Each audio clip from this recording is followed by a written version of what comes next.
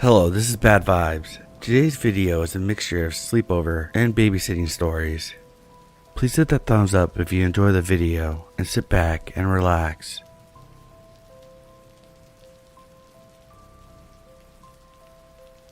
About 10 years ago, when I was 15, my Aunt Jo, best friend Lynn and I decided on a whim to have a sleepover. We had gathered in my Nan Jo's house and were watching films, eating pizza and snacks, and it got to around 11 p.m., so we decided to stay over instead of going home. We went to bed around midnight and decided to all stay in Jo's double bed, top and tail. We didn't go to sleep straight away, of course. We were gossiping and messing around, as teenage girls do. It got to around 1 a.m. and we decided to try to sleep, so we turned off all the lights and got into bed. We still didn't sleep right away. We were making jokes and laughing in the dark while fighting over the quilt. Jo's room is on the second floor and it's laid out in this way. Walking in the door, the bed and the window are straight ahead of you, with the top of each bed against the wall. I was sleeping at the end, so I laid my head on the wall end, while Jo and Lynn slept the other way around with a view of the window. I was slowly beginning to drift off to sleep, but kept hearing this noise that sounded like a bit of something scraping against the wall outside. I tried to ignore it, but it kept me awake, so I laid there in the dark with my eyes open and waited for exhaustion to take over. All of a sudden, Jo screamed, jumped out of the bed, and said, "Get away from my window!" Lynn then started screaming, and I looked at the window to see what was happening. I saw a silhouette of a person with their arms raised. We ran downstairs screaming for my Nan, who had rushed out of the living room to see what all the noise was about. Jo was crying at this point, while Lynn and I were just in shock, and we each tried to explain what just had happened. Once we finally got it out, my Nan called the police and went upstairs with a bat to see if the person was still there. They weren't. The police turned up and took our statements, checked the area and came up with nothing, but gave us another number to call should anything suspicious happen or the guy returned. We decided to sleep downstairs instead of going back upstairs to Jo's room. We were panicked and frightened, but Jo was still in a state. Lynn and I tried to calm her down by saying he was gone and we would call the police if he came back, but Jo looked us both in the eyes and told us something that makes my skin crawl when I think about it now. See, Jo lives in a big Victorian-style house in a quiet area, and while there's a roof right underneath her window, she always locks the window before sleeping, and the lock is easily visible. This person, this guy, climbed up the roof and tried to open Jo's window. The guy had raised his arms though, which confused me until Jo told me that her window can open both ways. She often opened it from the top instead of the bottom. This guy had clearly been watching her house for at least a day and had decided to strike at night, but luckily we had been there having the sleepover and saw him. Had Jo been alone that night, she would have been laying on her bed normally and wouldn't have seen the silhouette. So to the guy that was watching my aunt and tried to break in and rob her or something worse, let's never meet.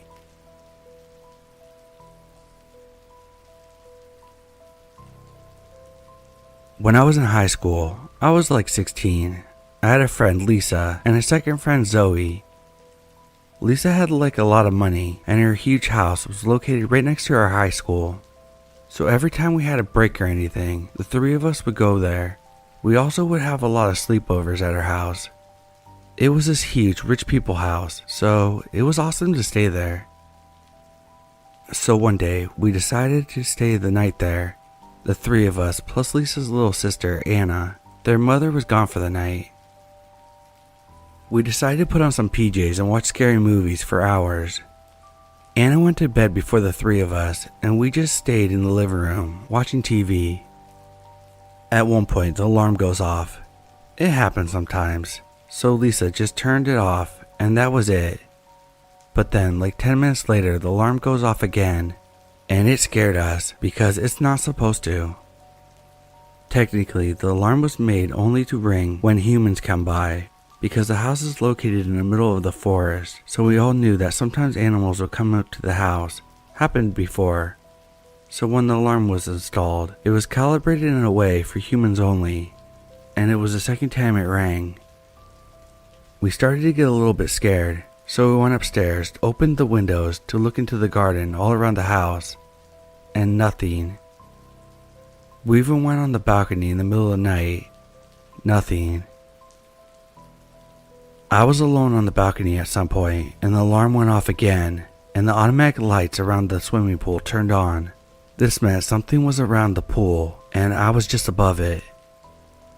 I got so scared I got on my knees and stayed there until my friend deactivated the alarm and the lights, and I ran inside. At this point, we were really scared and started thinking about what it could be. If it has to be any human, all of our lights were on, so they knew we were there. We turned all the lights off, and all four of us went hiding downstairs in the kitchen without our phones. I don't even know why not even one of us thought of taking at least one phone. So we were there, lights off, scared in a huge house with windows everywhere we could look. The alarm went berserk again. Anna screamed. Lisa took her with her, reassuring her while she walked to shut off the alarm, like turn it off once and for all. So I was in the kitchen with Zoe only, and we were just looking all around us. The alarm was upstairs, so the two girls were far from us.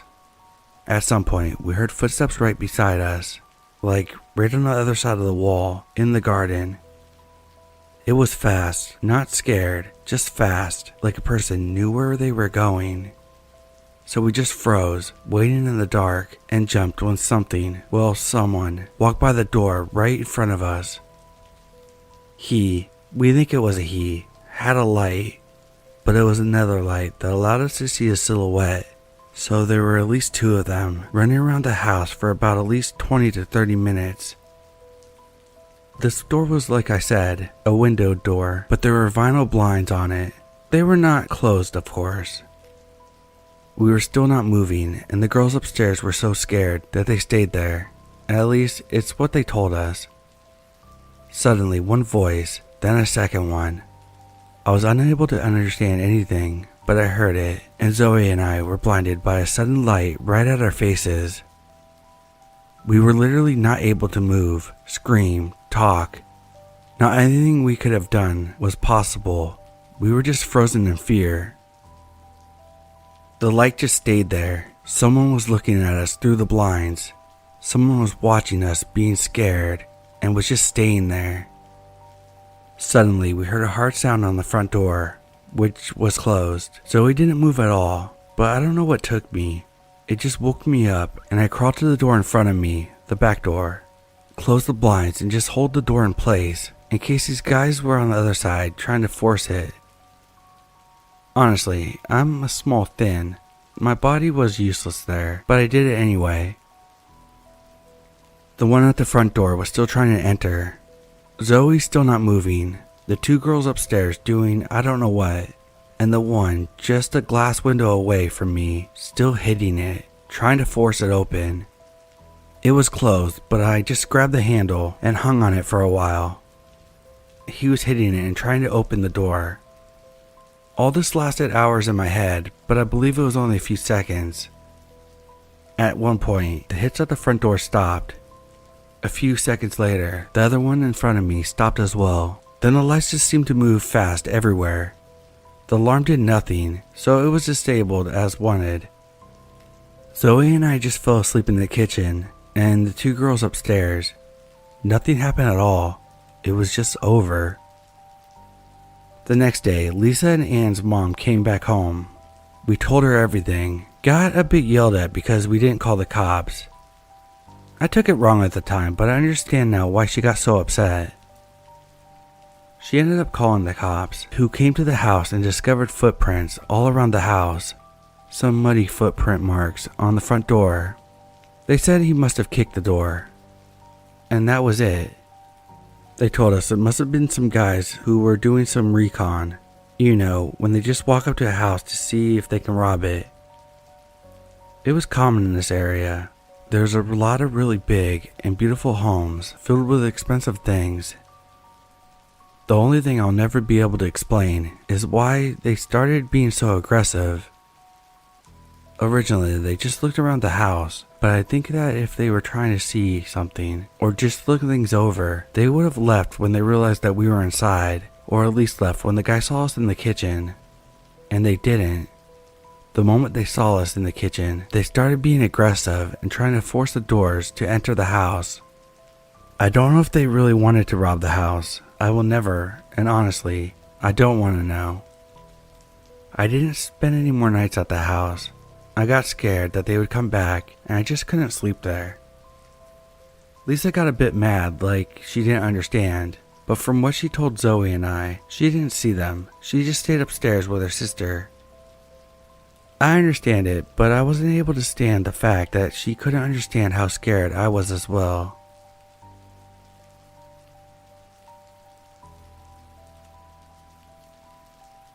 When I was around 15, I had started babysitting a family with 3 kids, 2 boys, 1 girl. Their mom knew me because their oldest child was friends with my little brother, and they had asked my mom if I could help them out, just because she had started taking some more shifts and her husband was doing the same. They lived right next to my high school and paid well, so I agreed, despite not really having much experience. Pretty quickly I realized it was going to be difficult. The kids were great, but I was nervous around them. The oldest was fine, just playing on his Xbox most of the time, or did homework. But the 2 youngest were a different story.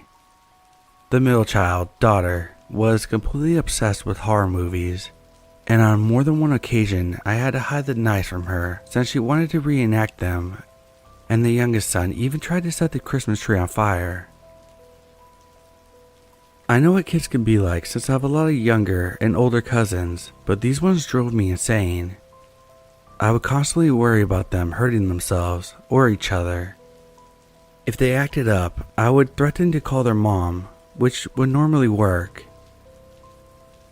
It was after a few months that I realized if I mentioned their dad, that's when they would really behave and do what I had asked of them, so that's what I started doing. Now, I never really ever met the dad. I just knew that the guy was really tall and built big, but was always described to me as still being really nice, so I never really thought about it. On this occasion, I had said to the youngest boy that I would call his dad if he didn't stop misbehaving, which resulted in a huge tantrum. So I ended up calling him and explaining. Luckily for me, the dad was getting off work early, so he said that he would be home as quick as he could and apologized for his kid's behavior. When I had to explain this, the kid was sobbing and ended up locking himself in his room. That day, the dad got home and they weren't joking when they said that he was tall.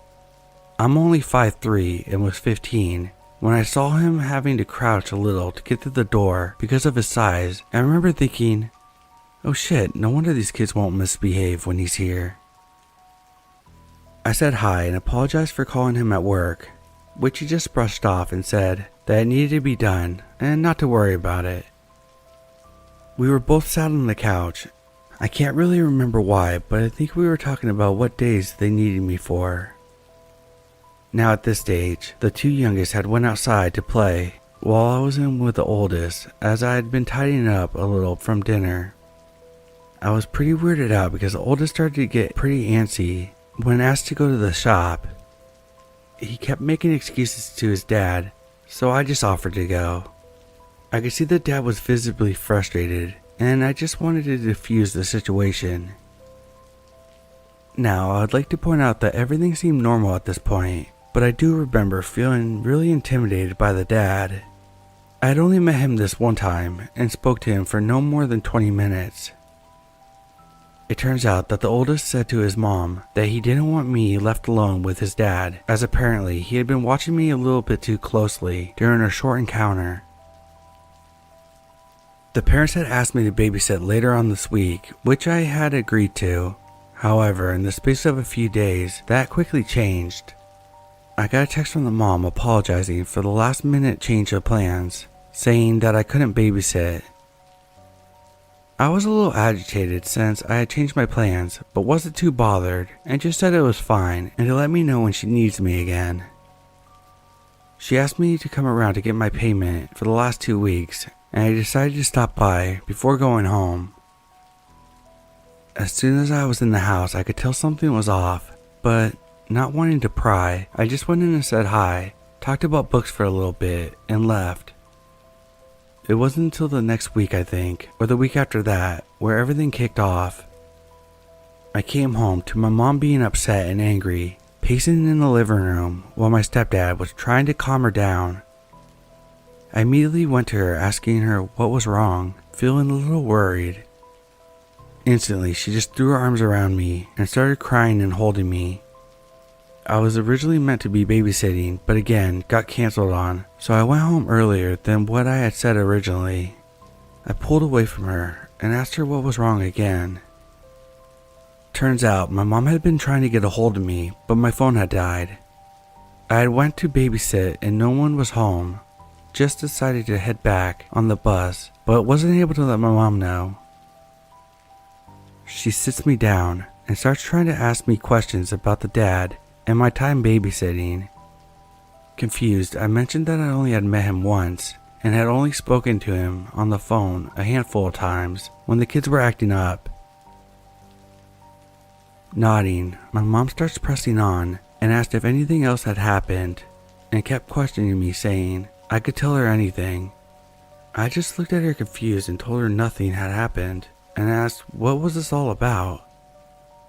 I will always remember her taking a deep breath and saying, "Oh, thank God," before letting me know what had happened.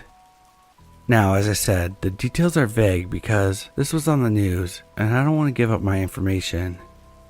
Turns out the guy had killed someone while working and had been taken in by the police. During his interrogation, it turns out that he admitted to beating his wife and there were suspicions of other assaults.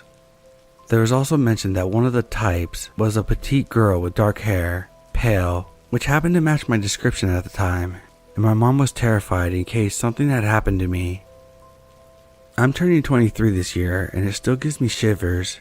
I remember feeling like I was going to throw up and had a sinking feeling in my stomach. My mom held me close because she had been worried sick all day and scared in the case something had happened. Needless to say, I stopped babysitting for that family right there and then. I felt so awful for the wife, as she was honestly one of the nicest women I have ever met. About a week later, I got a text from her, as it turned out I left some books, so I went over there after the phone call. When I saw her, my heart sank. She had obviously not slept and was putting on a brave face for her kids, who weren't sure what was going on. We ended up sitting in the kitchen and I just gave her a big hug, trying to comfort her. I mentioned that if she needed any help with the kids since he was gone, I would try and help, but she immediately refuses. As it turns out, people had started attacking her house. She gave me my stuff, paid for my wages, with a little more added, and said that she appreciated it, but it would be better off if I just took a step back from the family, as she didn't want me getting hurt or being associated with them. To this day, I still think about them, and it still scares me thinking about what could have happened. I still talk to the younger kids, who are now a lot older, and even help tutor the younger girl. I helped the oldest when she started high school, because I noticed kids would bully him for what his dad had done, which was awful, considering it wasn't the family's fault at all. But yeah, let's not meet, you psychopath.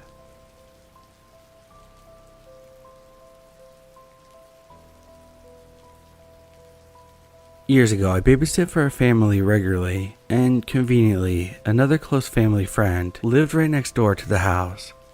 So when the kids I looked after were in bed, we would sit in the front garden, cup of coffee in hand, nattering over the hedge for an hour or two.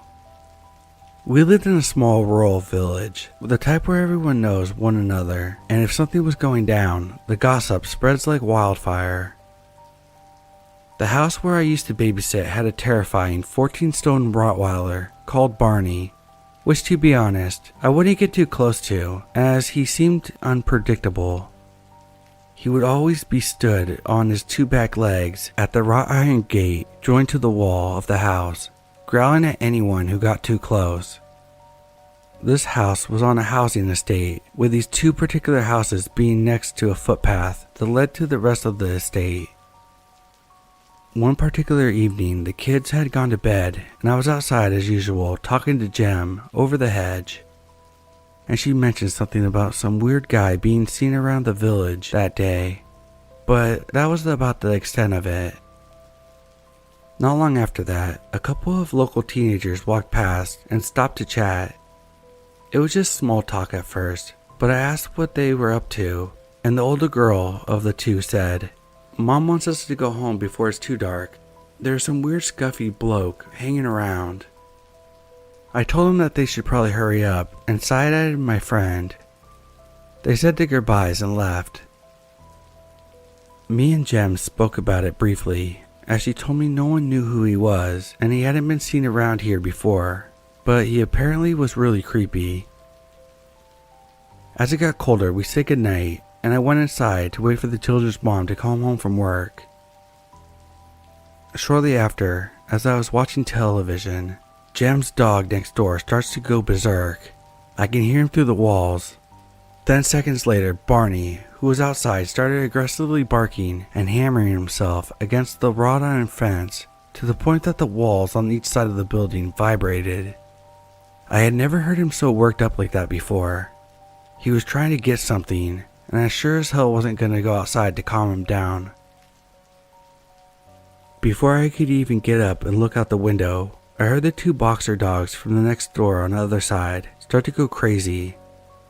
At this point, I'm at the front window, wondering what's getting them so agitated, as this seemed beyond the normal warning barks of dogs. I see some tall, unkempt guy with long straggly hair lurching down the footpath onto the estate. He wore a green style coat which billowed behind him. He passes a couple more doors up, and the dogs start aggressively yapping at him as he passes. Even more strangely, some of these dogs were inside, yet I could still hear them frantically barking. As he passed out of my view, I could tell roughly which direction he was going in, as the echo of a dozen dogs barking could be heard flaring up along his route. It was crazy how all the normal sound was drowned out by the barking. They sounded territorial and deranged. Jem called me on mobile after they had calmed down and asked me if I had seen him walking past. I told her I had and remarked about the dogs acting insane as he walked by. She also said it was weird as her dog Muttley had never acted so berserk before. We didn't know what to make of it. And as far as I'm aware, he has never been seen again after that night. I have never witnessed so many animals acting so aggressively at one individual, and I have always wondered what it was about him that made them behave the way they did. Not an overly creepy experience, but one weird night I'll never forget.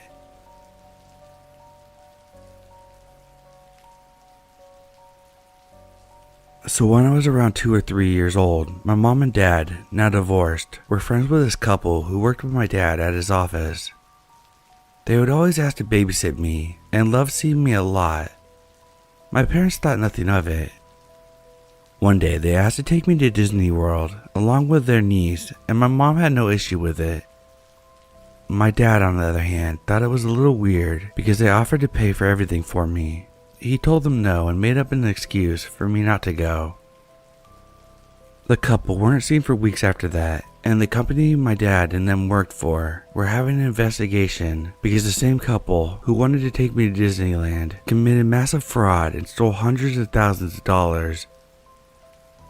They disappeared and my dad had no idea what happened to them, says he no longer works there, but he fully thinks that they wanted to take me and disappear with me.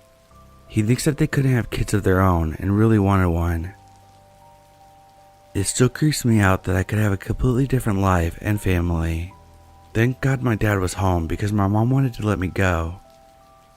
By the way, just for context, as a kid, I had bright blue eyes and long curly blonde hair and looked like I could be on toddlers in tiaras, straight up. Not to toot my own horn, but I was an extremely gorgeous baby. Maybe that's why they had their eyes on me. But who knows, they could have wanted to sell me too, or worse.